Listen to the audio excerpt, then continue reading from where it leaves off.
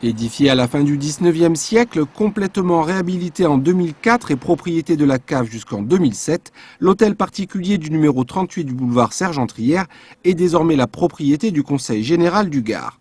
Rebaptisé l'espace Chantignol, du nom d'un madrier supportant la charpente, il accueille le service départemental des aides aux personnes âgées et handicapées depuis juin, mais aussi les services administratifs de la Cour d'appel.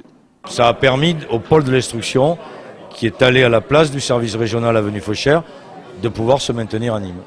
Donc c'est à la fois une opération intéressante pour nos propres services à nous, pour les personnes âgées, et la direction de la solidarité. Et c'est en même temps une opération intéressante pour la justice, qui est au plus près des citoyens, et d'avoir ici le service régional des affaires administratives de la Cour d'appel de Nîmes, ce qui a permis l'installation du pôle de l'instruction. Voilà.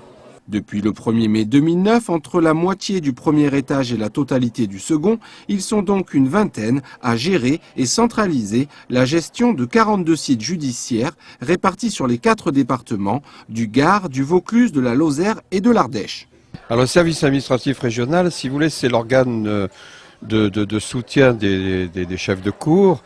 Si vous voulez, c'est un peu comme un secrétaire général de préfecture, c'est-à-dire qu'il assure toutes les dépenses d'entretien immobilier, les dépenses de la masse salariale, l'informatique des juridictions, tout l'aspect immobilier, l'entretien immobilier. Là, je vous l'ai dit, nous avons 42 sites judiciaires qui sont espacés, donc il y a nécessairement des travaux, des réparations, des devis.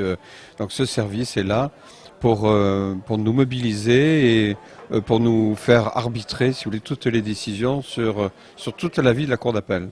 Acheté 1 600 000 €, l'espace Chantignol est donc partiellement loué au ministère de la Justice. Une opération qui devrait s'équilibrer financièrement et ne plus rien coûter d'ici 15 ans.